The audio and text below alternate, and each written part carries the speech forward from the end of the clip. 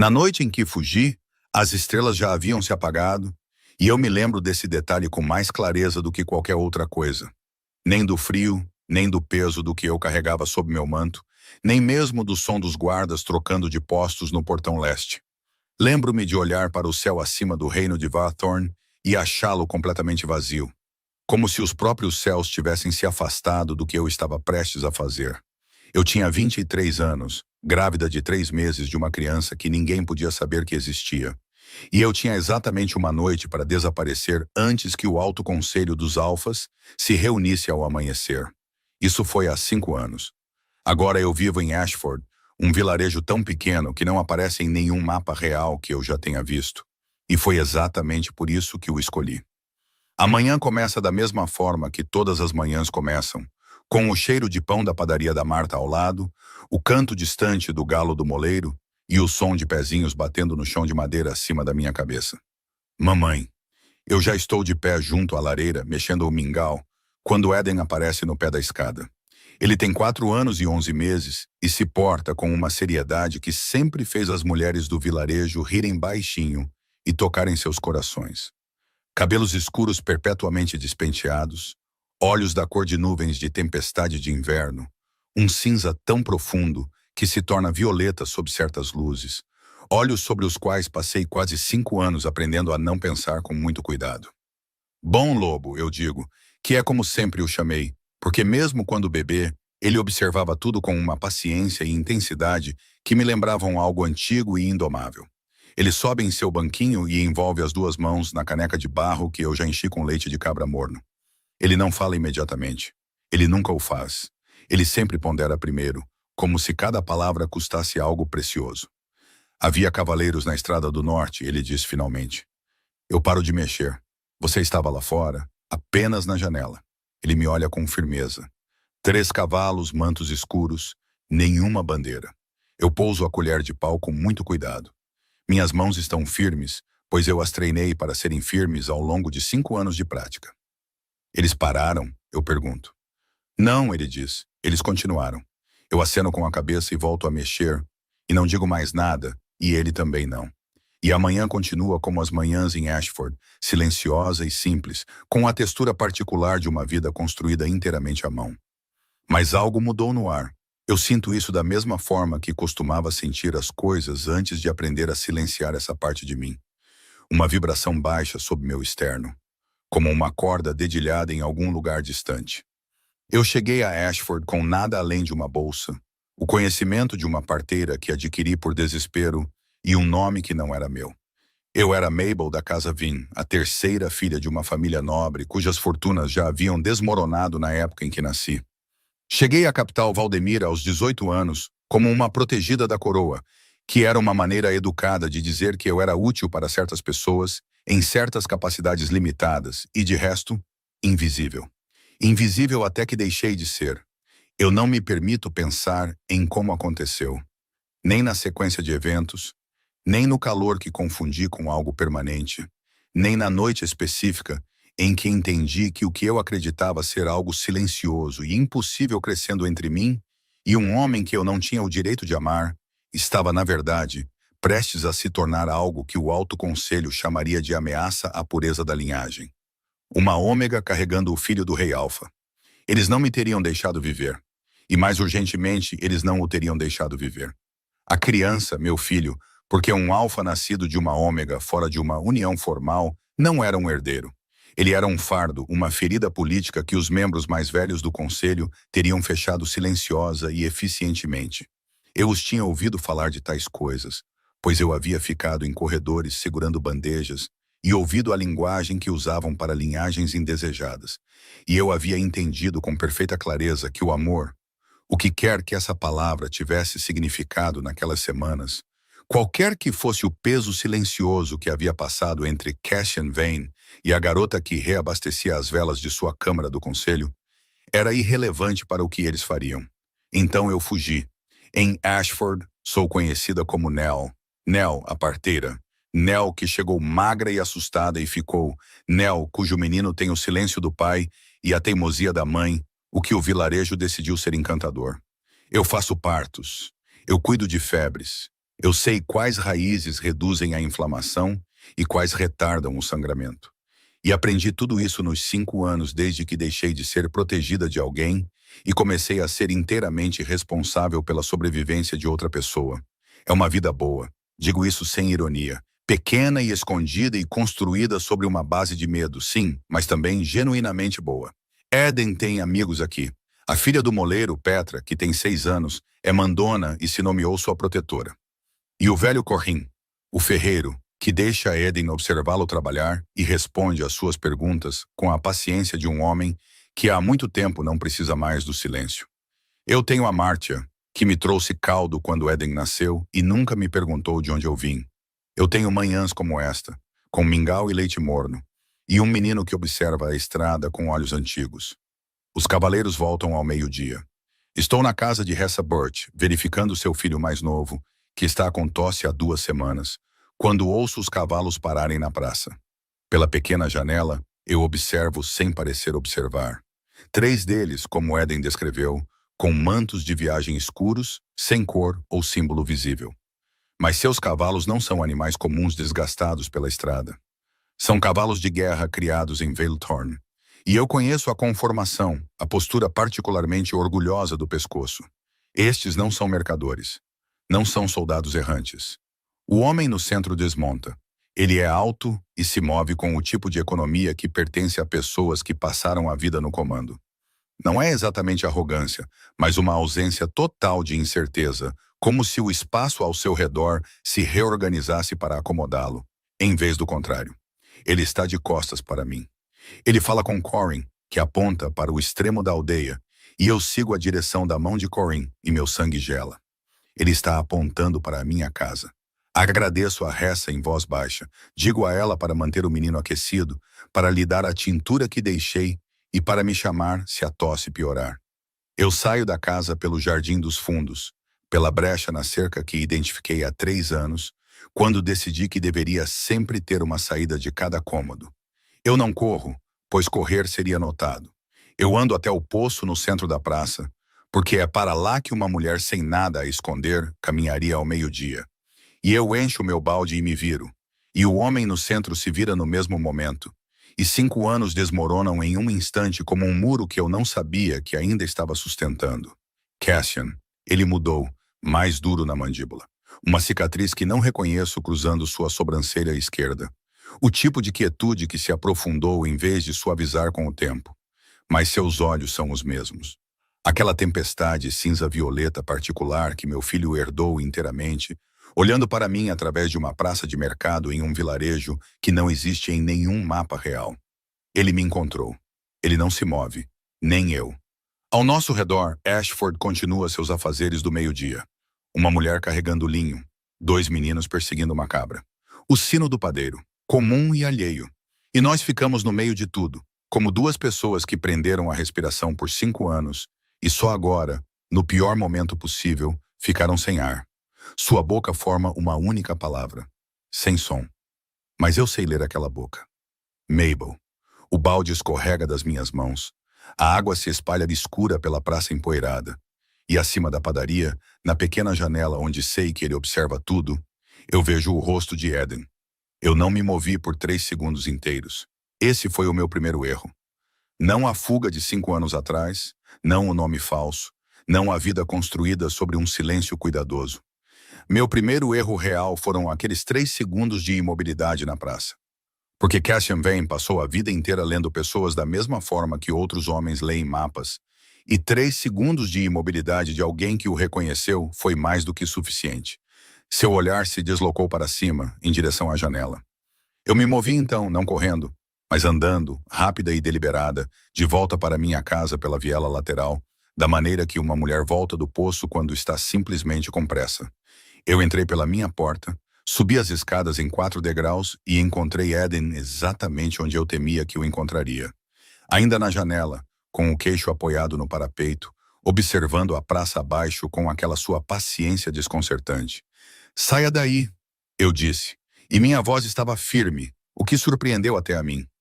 Ele se virou e me olhou com a expressão que reservava para momentos em que achava que eu estava sendo irracional, mas estava disposto a obedecer mesmo assim. Ele se afastou da janela. Quem é ele? Eden perguntou. Eu não sei, eu disse. Meu filho me olhou por um longo momento. Ele tinha 4 anos e 11 meses e não acreditou em mim. Eu podia ver isso na leve pressão de seus lábios, outra coisa herdada. Aquela qualidade particular de silêncio que significava que ele não discutiria, mas não estava convencido. Arrume suas coisas de frio, eu disse a ele. O manto verde e suas botas. Ele não perguntou por quê. Ele simplesmente foi até o baú no pé de sua pequena cama e começou a dobrar seu manto com a seriedade cuidadosa que aplicava lá tudo.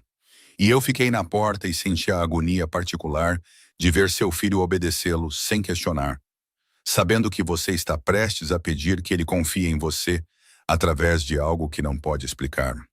Fui para o meu próprio quarto e, sob a tábua do assoalho junto à parede leste, aquela que rangia diferente das outras, eu guardava uma bolsa de moedas, um documento dobrado com o nome de Nell, em uma imitação passável do selo de um lorde, e uma pequena faca que eu nunca havia usado e esperava nunca usar. Eu peguei os 3, vesti meu manto mais pesado, o marrom que desaparecia nas sombras das árvores. Eu estava na metade da escada quando a batida veio. 3 golpes medidos na porta. Não urgentes, não ameaçadores. O tipo de batida que sabe que será atendida. Eu parei no quarto degrau de baixo para cima e não respirei. Outros 3 golpes e então uma voz. Mabel. Apenas meu nome, nada mais. Não abra a porta, ou por ordem da coroa, ou qualquer uma das fórmulas que eu havia ensaiado em pesadelos por 5 anos. Apenas meu nome, em uma voz que era mais baixa do que eu me lembrava e mais áspera nas bordas, como o som da madeira depois de ter passado pelo tempo. Eden apareceu no topo da escada atrás de mim, com o manto verde já preso, olhando para a porta. Ele sabe o seu nome, meu filho disse baixinho. Seu nome verdadeiro. Não havia acusação nisso, apenas observação. Mas aquilo desfez algo em meu peito que eu mantinha firmemente amarrado por anos. E eu me sentei no quarto degrau porque minhas pernas simplesmente decidiram que haviam chegado ao fim. Cassian não bateu de novo. Ele esperou. Isso também era o mesmo. Ele sempre foi capaz de esperar de uma maneira que parecia menos paciência e mais certeza, como se ele já soubesse que a porta se abriria e estivesse simplesmente me dando tempo para chegar à mesma conclusão. Eu a abri, ele estava sozinho. Os outros 2 cavaleiros não estavam visíveis em lugar nenhum, o que significava que estavam por perto e posicionados, o que significava que isso havia sido planejado com cuidado, e eu tinha talvez 30 segundos para decidir se este era o momento em que eu fugiria novamente ou o momento em que pararia de fugir completamente. Cassian parou na minha porta e olhou para mim, e eu olhei para ele, e 5 anos de distância se instalaram entre nós como uma coisa física, pesada e complicada, e atravessada por uma dor que eu não me permitira nomear. Ele tinha 32 anos agora. O menino que eu conhecera, não um menino. Nunca um menino. Mas havia algo mais jovem nele uma vez. Algo que só aparecia em momentos de desguarda e que havia desaparecido completamente. O que estava na minha porta era um rei em todo o peso da palavra, desgastado por ela, moldado por ela. A suavidade fora queimada pelos anos e pelo que quer que tivesse acontecido neles. A cicatriz acima de sua sobrancelha esquerda era pálida como prata e antiga. Ele a havia recebido há algum tempo. Você parece bem, ele disse.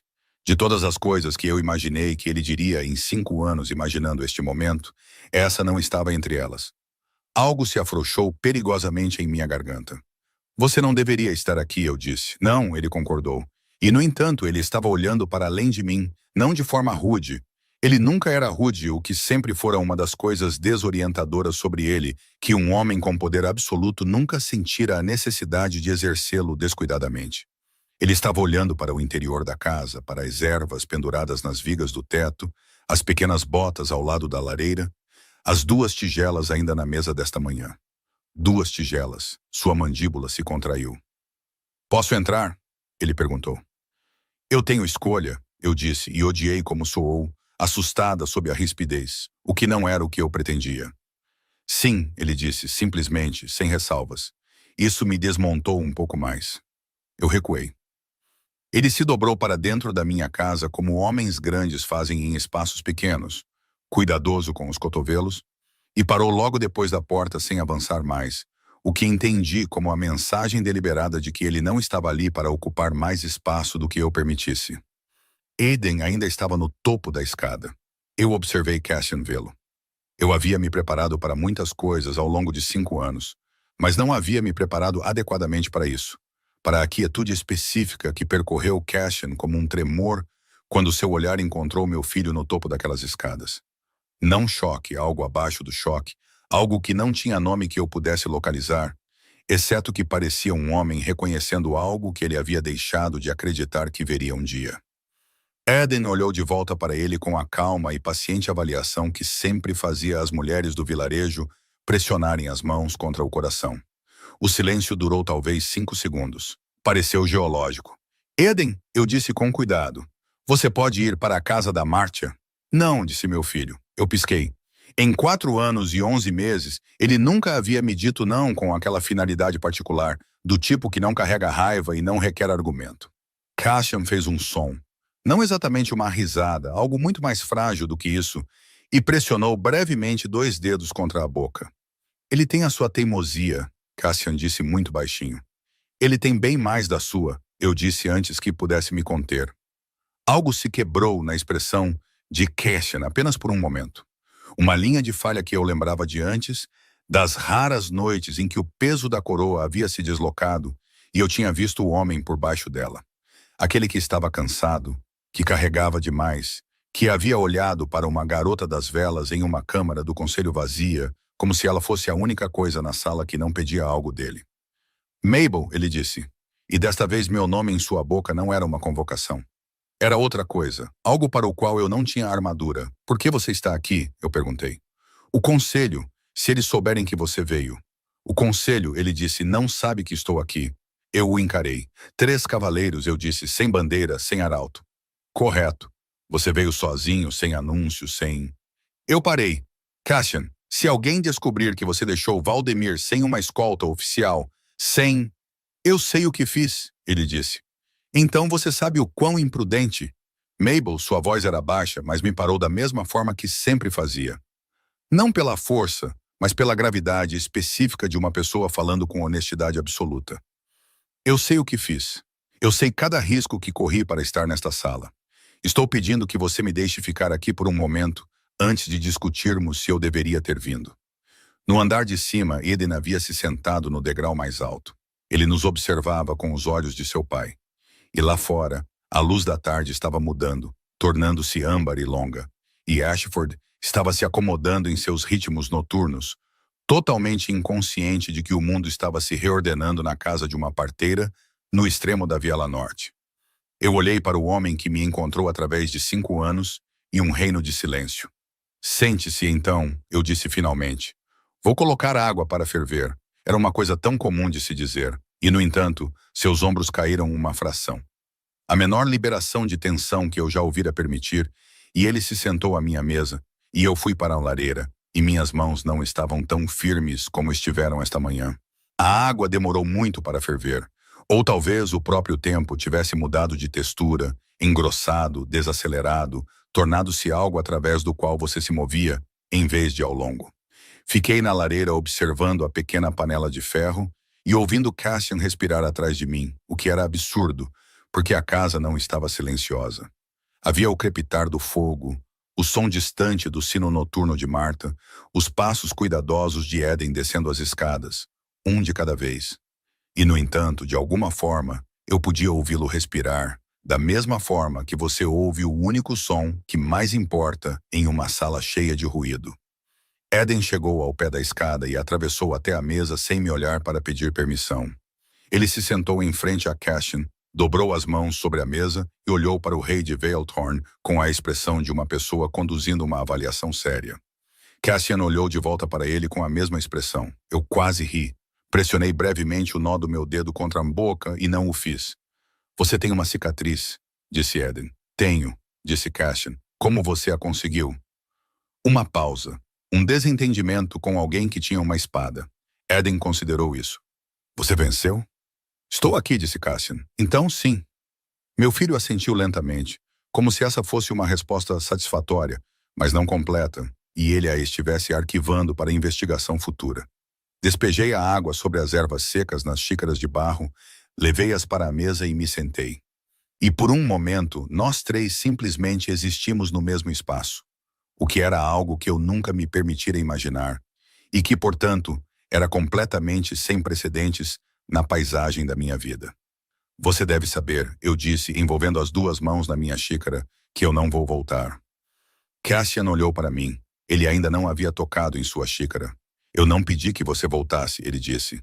Você ainda não me pediu nada, eu disse, mas você veio aqui por um motivo, e eu quero que ele seja nomeado antes que isso vá mais longe.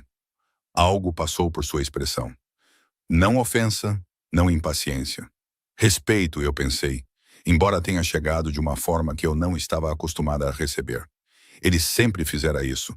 Olhava para a franqueza como se fosse uma qualidade que ele não encontrava com frequência suficiente. O conselho, ele disse, tem me pressionado para formalizar um casamento de aliança. Existem 3 famílias em disputa. Tem sido, ele fez uma pausa, uma campanha sustentada por 2 anos. Eu esperei. 8 meses atrás, ele continuou, um dos meus batedores gama mais confiáveis interceptou uma comunicação entre 2 membros do conselho e uma parte externa, que não vou nomear aqui. Seus olhos se moveram brevemente para Eden, e eu entendi, não na frente da criança. A comunicação mencionava uma criança, mencionava Ashford pelo nome. A xícara em minhas mãos ficou muito fria, apesar do chá. Eles sabem, eu disse. Eles suspeitavam, ele disse. Na época da comunicação ainda era incerto, mas a parte que eles contataram, eles são meticulosos. Era apenas uma questão de tempo até que a suspeita se tornasse confirmação. E agora? Agora estou aqui, ele disse. Antes deles, o fogo estalou. Eden estava observando Cassian com uma expressão que eu não conseguia interpretar completamente. Não medo, não o cansaço que uma criança mostra em relação a estranhos. Algo mais parecido com reconhecimento, o que era seu próprio tipo particular de dor de testemunhar. Quanto tempo temos? Eu perguntei. Dias, disse Cassian. Talvez menos. Depois que Eden foi persuadido por negociação em vez de instrução porque era simplesmente assim que ele operava, a dormir.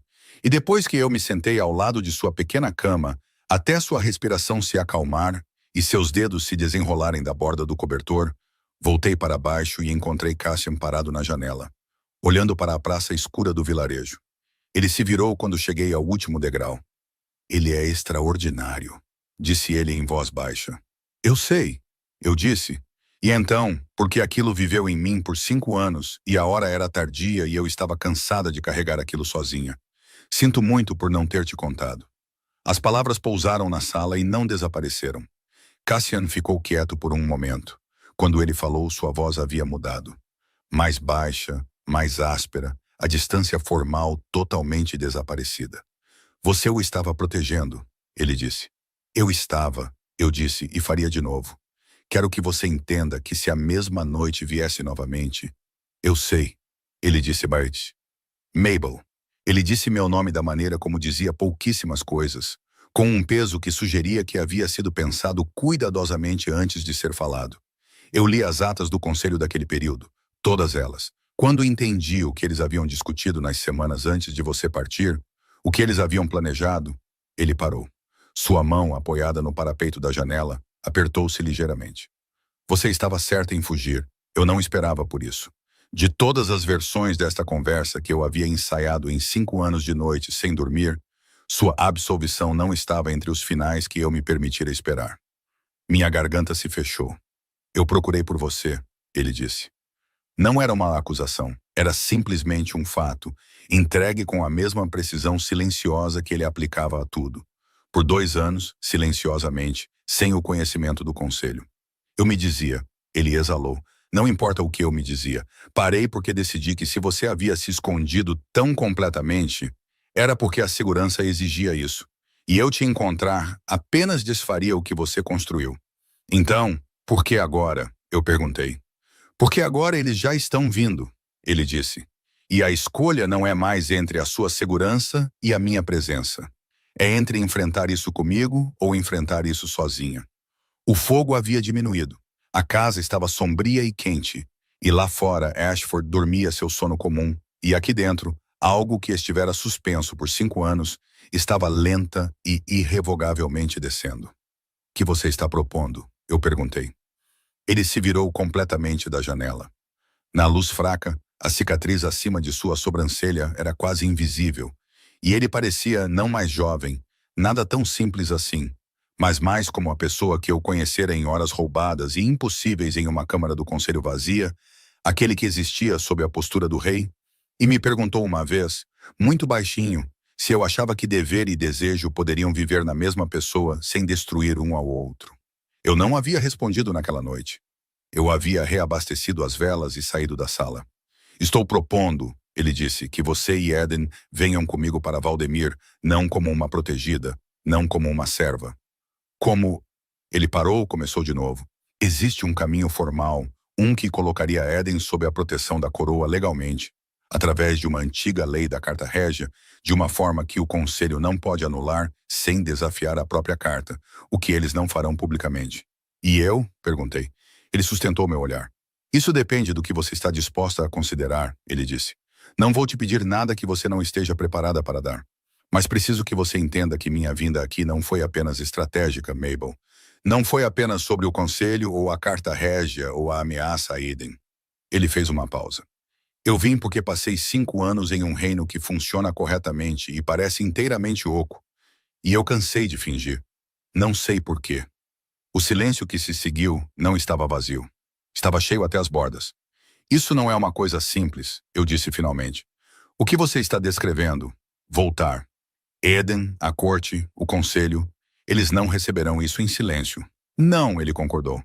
Eles não vão. Haverá aqueles que se moverão contra ele, contra nós. Sim. E você está me pedindo para entrar nisso voluntariamente. Estou pedindo a você, ele disse para parar de fugir. Há uma diferença. Eu olhei para ele por um longo tempo. O fogo havia se transformado em brasas. A hora era muito tardia, e lá fora Ashford estava escura e imóvel. E no andar de cima meu filho dormia com a seriedade de seu pai e a teimosia de sua mãe.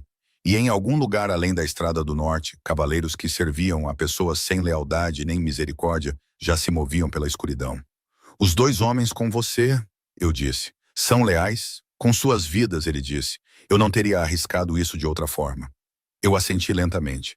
Você vai dormir no celeiro, eu disse. Há feno suficiente, não é uma acomodação de rei. Algo se suavizou no canto de sua boca. Apenas ligeiramente. Já dormi em lugares piores, ele disse. Partimos antes do amanhecer, eu disse. Se vamos, e ainda não estou dizendo que vamos, partimos antes que o vilarejo acorde. Eden não se dá bem com despedidas. Entendido, ele disse. Ele se moveu em direção à porta, depois parou. Mabel, ele não se virou completamente. Sua voz era muito baixa. Obrigado por mantê-lo seguro, por 5 anos de mantê-lo seguro. Eu não respondi. Eu não conseguia. Ouvi a porta se fechar suavemente atrás dele. E fiquei no escuro da minha pequena casa, na vida que eu havia construído inteiramente à mão. E entendi que amanhã ela terminaria ou se tornaria algo totalmente diferente. E eu ainda não sabia qual resultado me assustava mais. Eu não dormi. Deitei-me ao lado de Eden, em sua pequena cama, com um braço curvado ao redor dele, e ouvi os sons noturnos de Ashford, a coruja que vivia nos beirais do moinho, o movimento ocasional dos cavalos no celeiro, o vento passando pelo colmo. E fiz uma lista em minha mente de tudo que eu estaria deixando para trás, porque aprendi há muito tempo que o luto é mais fácil quando você o nomeia precisamente, em vez de deixá-lo como um peso sem forma. O cheiro do pão de Marta pela manhã, o rangido particular do meu próprio degrau da frente, a maneira como Eden corria para a forja de Corin depois das aulas, com as botas barulhentas nas pedras. Petra, que se nomeara sua protetora e ficaria furiosa e confusa quando acordasse e o encontrasse partido. O conhecimento, pequeno e sustentador, de que aqui, neste vilarejo que não aparecia em nenhum mapa real, eu havia sido genuinamente útil. Eu havia trazido 17 crianças ao mundo em Ashford. Eu havia sentado com 4 pessoas enquanto elas o deixavam. Eu havia importado da maneira específica e silenciosa que uma pessoa importa quando aparece de forma confiável e não pede nada. Pressionei meu rosto brevemente no cabelo escuro de Eden e respirei. Então me levantei, me vesti no escuro e comecei a fazer escolhas sobre o que levar. Acordei Eden na 4ª hora, bem antes do amanhecer. Ele despertou como sempre fazia. instantaneamente, totalmente, sem a névoa pela qual a maioria das crianças se move. E ele olhou para mim, depois olhou para a bolsa arrumada perto da porta e não disse nada. Estamos indo em uma jornada, eu disse. Com o homem da praça, ele disse. Não era uma pergunta. Sim. Ele se sentou e afastou o cabelo escuro dos olhos. Para onde vamos? Eu havia pensado em como responder a isso. Havia ensaiado versões cuidadosas, gentis, protetoras, versões que preservassem seu senso de normalidade pelo maior tempo possível. O que saiu em vez disso foi a verdade, porque ele sempre soube quando eu não a estava dando a ele. E a hora era tarde demais para qualquer coisa menos. Para Valdemir, eu disse, para a capital. Ele absorveu isso com aquela quietude característica. Então o homem da praça é um rei? A palavra pairou no ar frio da madrugada da casa. Sim, eu disse. Eden olhou para mim por um longo momento. Eu o observei processar, não com medo, não com a excitação que uma criança menos séria poderia ter mostrado, mas com a atenção cuidadosa e metódica que ele aplicava a tudo que importava. Ele é meu pai? Ele perguntou. Eu sabia que isso estava por vir. Eu sabia que estava por vir há anos, desde a primeira vez que ele olhou para seu próprio reflexo no Lago do Moinho, e depois olhou para mim com uma pergunta que ainda não tinha idade suficiente para colocar em palavras. Eu havia me preparado para isso. E ainda assim, quando chegou, silenciosa e direta no escuro de seu pequeno quarto, moveu-se através de mim como água fria. Sim, eu disse. Ele assentiu uma vez, lentamente. Tudo bem, ele disse e pegou suas botas. Cassian já estava acordado quando abri a porta do celeiro.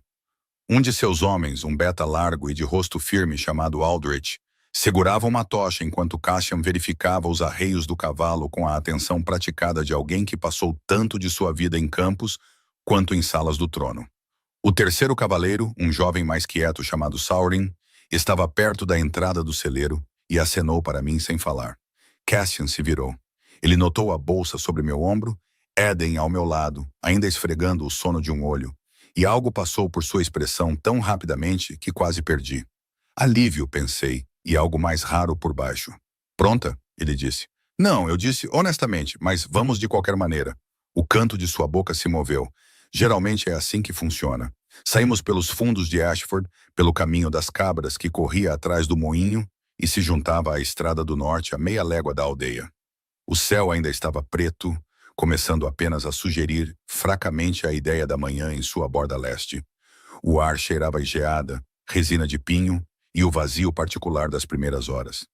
Eden caminhava entre mim e Cassian, e eu estava ciente, com uma precisão quase dolorosa, de nós três nos movendo na mesma direção através da escuridão, lado a lado. Depois de talvez um quarto de légua, Eden olhou para Cassian e disse, "Você anda do mesmo jeito que eu." Cassian olhou para ele.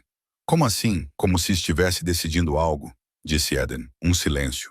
Então, muito baixinho. Sim, suponho que sim. Cavalgamos pela manhã e até a tarde, parando uma vez em um riacho para descansar os cavalos e comer as provisões que Aldrich tirou de sua mochila. Pão duro, frutas secas, uma fatia de queijo forte embrulhada em cera. Eden comeu com a eficiência focada que aplicava às tarefas físicas e depois foi imediatamente para a beira da água para olhar algo que havia avistado sob a superfície, agachado com as mãos nos joelhos. Cassian sentou-se ao meu lado em um tronco caído, perto o suficiente para que eu sentisse o calor dele no ar frio. Ele não está com medo, Cassian disse baixinho, observando Eden. Ele nunca está, eu disse. É algo que tive que aprender a confiar. Quando ele era muito pequeno, eu ficava esperando que ele mostrasse medo como as outras crianças. Barulho, escuridão, estranhos, ele nunca mostrou. Eu fiz uma pausa. Isso me preocupou por um tempo. Agora acho que ele simplesmente calcula de forma diferente. Ele não sente menos o medo. Ele decide o que fazer com ele primeiro, disse Cassian. Eu olhei para ele. Sim, eu disse, exatamente isso. Ele ficou quieto por um momento. Então, preciso te dizer no que estaremos entrando para que você possa decidir. Decidir de verdade, com pleno conhecimento, antes de chegarmos à capital. Eu assenti. Lord Fenwick e Lord Caress são os dois membros do conselho por trás da comunicação que meu batedor interceptou. Eles têm o apoio de 3 dos 5 lords senhores restantes. Eles têm construído um caso silenciosamente, de que a linha do rei Alfa deve ser formalizada através de uma união política e que qualquer reivindicação alternativa à linhagem deve ser. Ele parou, escolheu a próxima palavra com cuidado. Gerenciada, gerenciada, eu repeti. Sim. E por gerenciada, eles querem dizer removida de consideração, ele disse legalmente, se possível. Caso contrário, ele não terminou a frase. Ele não precisava. Olhei para Eden, que havia encontrado o que quer que estivesse procurando no riacho, e agora o segurava contra a luz cinzenta da tarde. Um pedaço de quartzo, pensei, capturando o pouco sol pálido que havia e o lançando em fragmentos sobre a água. Então estamos caminhando para o perigo, eu disse deliberadamente. Estamos caminhando em direção ao único lugar onde tenho autoridade para protegê-los, disse Cassian. Há uma diferença, embora eu entenda que não pareça uma. E a lei da carta régia que você mencionou, o caminho formal. Antiga carta de sangue, artigo 12, ele disse. Uma criança de sangue alfa, reconhecida pelo rei alfa reinante perante a corte reunida, não pode ser removida de consideração ou ter proteção negada por voto do conselho. Requer um desafio em assembleia plena, o que significa um argumento legal público. O que significa luz do sol, eu disse. Ele olhou para mim. Tudo o que eles têm feito silenciosamente, eu disse, é exposto à luz do sol. Eles não vão querer isso, não, ele disse, não vão. Então, o reconhecimento também é uma armadilha para eles. Se nos movermos rápido o suficiente, ele disse, e se você estiver disposta a ficar naquela corte ao lado dele. Olhei para meu filho, ainda segurando seu pedaço de quartzo, agora mostrando-o a Sorin, que se agachara ao lado dele e o examinava com aparente interesse genuíno. Pensei em Ashford, nas 17 crianças que ajudei a trazer ao mundo, no pão de Marta e na forja de Corinne, e em Petra, que acordaria furiosa. Pensei em uma garota de 23 anos, que havia parado no portão leste de Valdemir, com nada além de uma bolsa e um segredo, e havia fugido, porque fugir era a única ferramenta que ela tinha. Eu tinha 28 anos agora. Eu tinha outras ferramentas. Eu ficarei na corte, eu disse. Cassian olhou para mim. A luz da tarde estava pálida e fria, e sua expressão era difícil de ler completamente, mas a linha de falha estava lá novamente. Aquela que eu lembrava. A fenda na pedra por onde a pessoa real aparecia. Mabel, ele disse, preciso que você saiba que, aconteça o que acontecer naquela corte, o que quer que o conselho faça ou ameace, não vou deixar que toquem nele ou em você. Eu sei, eu disse. E o surpreendente, o que eu não esperava, era que eu realmente acreditava nisso. Não como uma performance de confiança, não como algo que eu estava dizendo a mim mesma para controlar o medo. Eu simplesmente acreditava. Devemos continuar, eu disse, levantando-me. Eden, venha, pequeno lobo. Meu filho guardou seu pedaço de quartzo no bolso, levantou-se e começou a andar ao meu lado como se estivesse caminhando em direção a Valdemir por toda a sua vida. Talvez pensei, ele estivesse. A estrada se estendia para o norte à nossa frente, e o céu estava fazendo algo com a luz tardia, tornando-a cobre e âmbar, longa e inclinada sobre os campos nus. E eu caminhei para dentro dela com meu filho ao meu lado e um rei ao meu ombro, e não olhei para trás. Valdemir apareceu na terceira manhã. Eu havia esquecido como era a vista da aproximação norte. A maneira como a cidade se erguia do fundo do vale em camadas, primeiro as muralhas externas, de pedra pálida tornada âmbar com o tempo, depois os telhados do distrito interno se amontoando uns contra os outros, e então o próprio castelo na coroa da colina, suas torres capturando a primeira luz e a segurando como algo precioso. Eu havia vivido dentro daquelas muralhas por 5 anos da minha vida e fugido delas em uma única noite.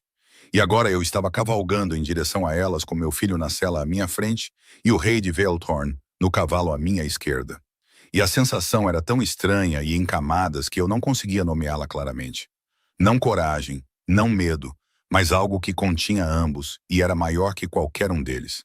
Eden sentou-se muito quieto à minha frente, olhando para a cidade da maneira como olhava para tudo que era importante, com atenção total. Nada desperdiçado. É muito grande, ele disse, mas Nancy. Sim, eu disse. Há muitas pessoas lá dentro. Milhares, eu disse. Ele ficou quieto por um momento. Então, eles saberão quem eu sou? Ainda não, eu disse. Mas saberão. Ele assentiu, recostou-se ligeiramente em mim e voltou às suas observações. Senti o peso pequeno e sólido dele, e mantive meus olhos na estrada à frente.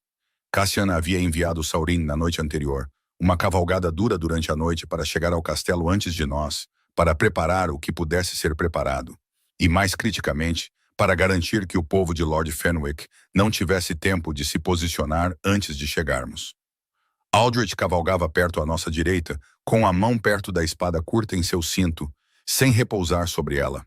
Prontidão visível, não agressão. Cassian havia me explicado a distinção uma vez, anos atrás.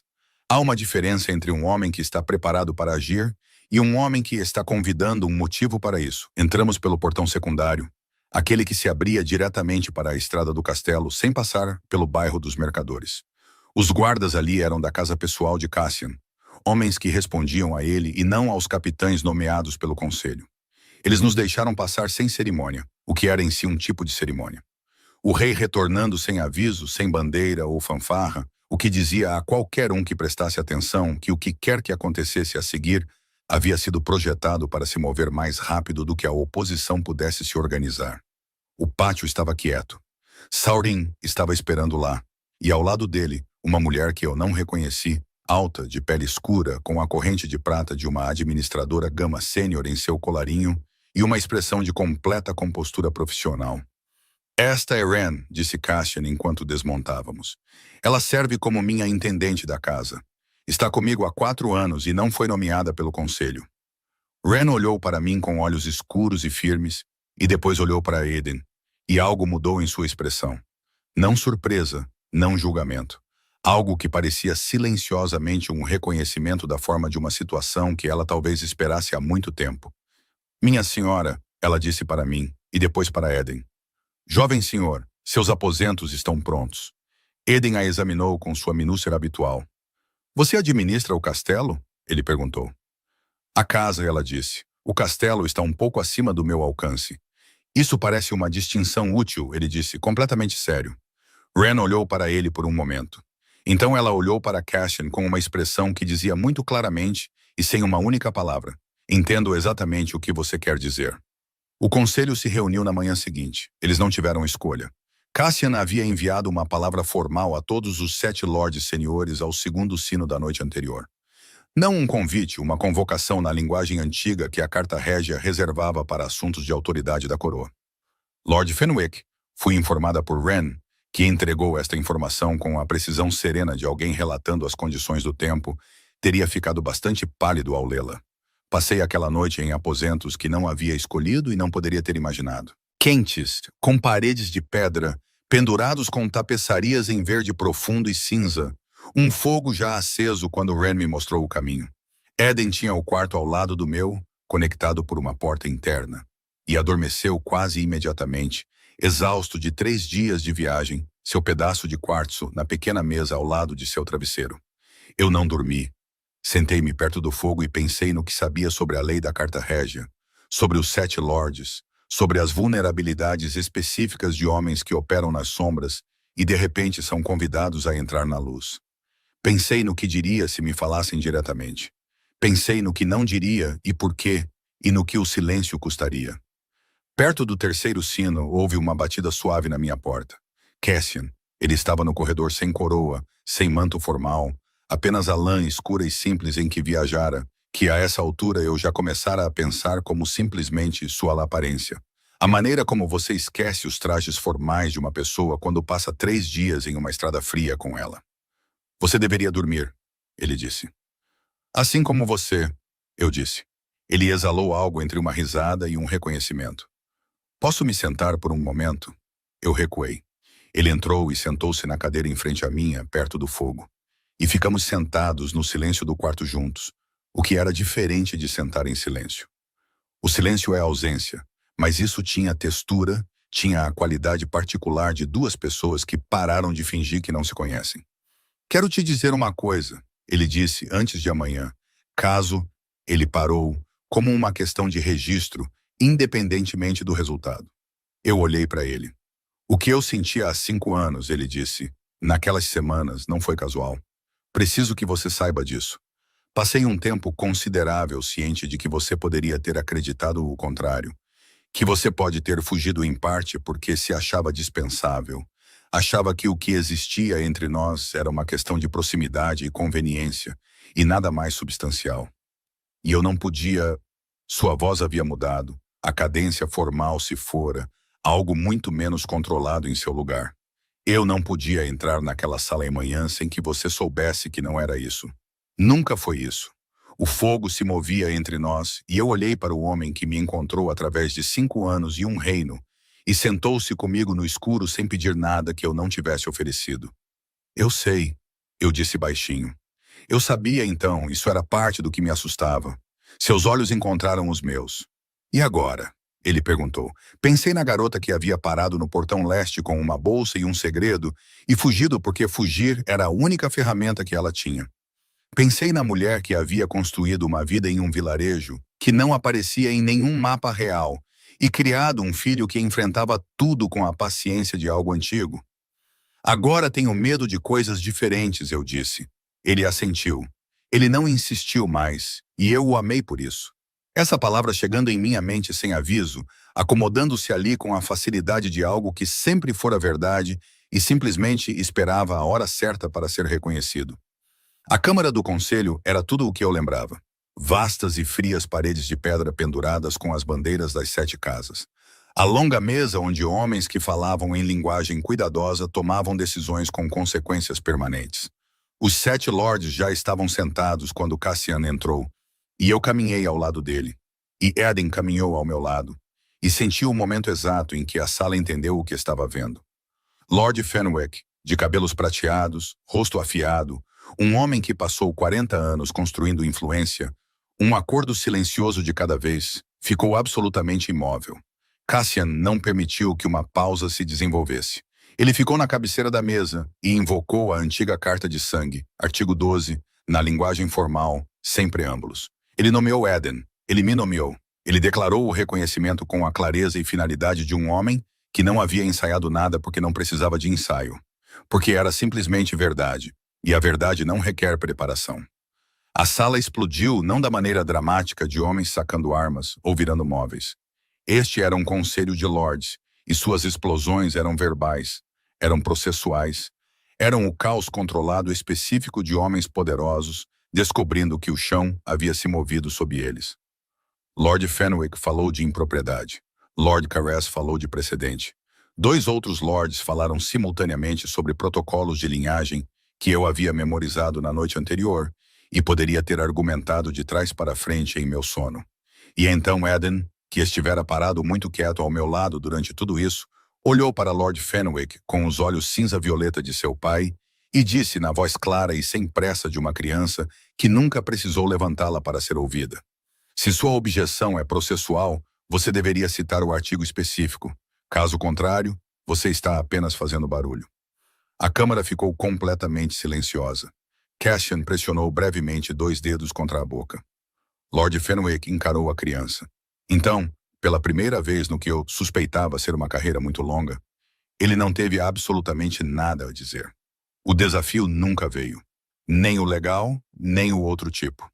Fenwick e Caress entenderam nos dias que se seguiram que o reconhecimento havia sido feito em assembleia plena, que a carta protegia o que havia sido nomeado e que montar um desafio público significava expor cada comunicação privada, cada acordo silencioso, cada decisão tomada nas sombras que eles haviam feito ao longo dos anos. Eles não eram homens estúpidos. Eles recuaram e o fizeram com a graça particular de pessoas que pretendem se reagrupar e encontrar outro ângulo. E o povo de Cassian nos observava cuidadosamente, e era simplesmente assim que seria, não uma resolução exatamente, mas o equilíbrio específico de uma ameaça que foi movida da escuridão para a luz e perdeu a maior parte de seu poder na transição. Wren, como se viu, era extraordinária. Ela administrava a casa com uma precisão que me fazia sentir simultaneamente incompetente e profundamente tranquilizada. E ela e Eden haviam estabelecido em uma semana uma relação de respeito intelectual mútuo que eu achava charmosa e levemente alarmante. Corin, o ferreiro, enviou um pacote 3 semanas depois que partimos de Ashford. Um pequeno lobo de ferro, grosseiramente feito e claramente moldado por um homem cuja arte eram ferraduras e dobradiças, em vez de estatuetas, com um bilhete que dizia apenas para o menino. Vi Eden colocá-lo na prateleira ao lado de seu pedaço de quartzo e o visitava todas as manhãs. Petra soube pelo mensageiro que Cassian despachou silenciosamente para Ashford. Havia declarado a partida de Eden uma traição pessoal. Chorou por 2 dias e depois organizou as outras crianças do vilarejo no que ela descreveu como uma patrulha protetora da Estrada do Norte. Achei isso tão completamente característico que me fez rir pela primeira vez em semanas. E Cassian, que estava sentado à mesa em frente a mim, quando li o relatório, ergueu os olhos ao som com uma expressão que eu reconheci. A mesma da Câmara do Conselho vazia anos atrás, aquela que aparecia apenas quando ele esquecia, por um momento, que deveria estar composto. A união formal foi proposta na 5ª semana, silenciosamente, sem cerimônia ou teatro político. Apenas Cassian, do outro lado do fogo, nas mesmas cadeiras que ocupamos na noite anterior ao conselho, fazendo-me uma pergunta que ele havia construído com cuidado suficiente para incluir todas as saídas, se eu precisasse de uma. Eu não precisei de uma. Eu disse sim na linguagem mais simples que tinha, porque aos 28 anos eu estava farta de falar em círculos sobre coisas que eu queria dizer diretamente. A cerimônia foi pequena. Ren a organizou com eficiência característica. Eden ficou ao nosso lado, imóvel como pedra e irradiando uma gravidade que fez os lordes presentes parecerem levemente perturbados, o que decidi interpretar como apropriado. Depois, Eden examinou os procedimentos com sua atenção crítica habitual e os declarou aceitáveis, embora mais longos do que o necessário, o que Cassian recebeu com total seriedade e a mais leve compressão possível no canto da boca. Naquele inverno, pela primeira vez em 5 anos, dormi sem ouvir por cavaleiros. Não porque o mundo tivesse se tornado seguro. Não tinha. Não se tornaria. Sempre haveria homens como Fenwick, recalculando nas sombras e ameaças que se moviam silenciosamente pelos corredores e decisões que carregavam peso permanente. Essa era simplesmente a natureza do lugar onde eu havia escolhido ficar. Mas Eden estava aqui, e ele era conhecido, e a Carta Régia mantinha seu nome em registro permanente na própria linguagem do Conselho, em tinta que não podia ser silenciosamente gerenciada. E algumas manhãs eu ficava na janela alta da câmara, que agora era minha, e o observava abaixo no pátio de treinamento, onde Aldrich o havia tomado sob uma tutela não oficial, mas entusiasmada. E eu observava meu filho se mover pelo ar frio da manhã, com a economia de seu pai e a paciência de seu pai. E pensei em uma garota que uma vez parou em um portão leste com nada além de uma bolsa e sua própria teimosia. E pensei que ela não reconheceria isso. Ela não acreditaria que era possível. Ela estaria errada. Cassian me encontrou naquela janela em uma dessas manhãs. Ficou ao meu lado sem falar, e observamos nosso filho abaixo juntos. Depois de um tempo, ele disse a Aldrich esta manhã que os exercícios de treinamento são sequenciados de forma ineficiente e deveriam ser reorganizados. O que Aldrich disse? Eu perguntei. Ele disse que o menino provavelmente estava certo e pediu que ele escrevesse uma revisão sugerida. Pressionei minha mão brevemente contra a boca. O ombro de Cassian se moveu contra o meu.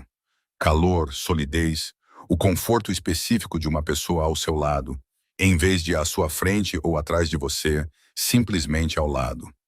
Abaixo, Eden olhou para cima, aquela atenção incrível sempre para as coisas em sua periferia, e nos encontrou na janela. Ele levantou uma mão em um pequeno e sério aceno. Acenamos de volta, e isso foi o suficiente. Isso era, eu entendi então, precisa e completamente o suficiente. Não um reino conquistado, ou uma guerra resolvida, ou uma grande transformação anunciada a lordes reunidos. Apenas isso, uma janela, uma manhã, uma criança lá abaixo que estava segura e conhecida, inteiramente, irrevogavelmente ela mesma. A fuga havia terminado. Estávamos em casa.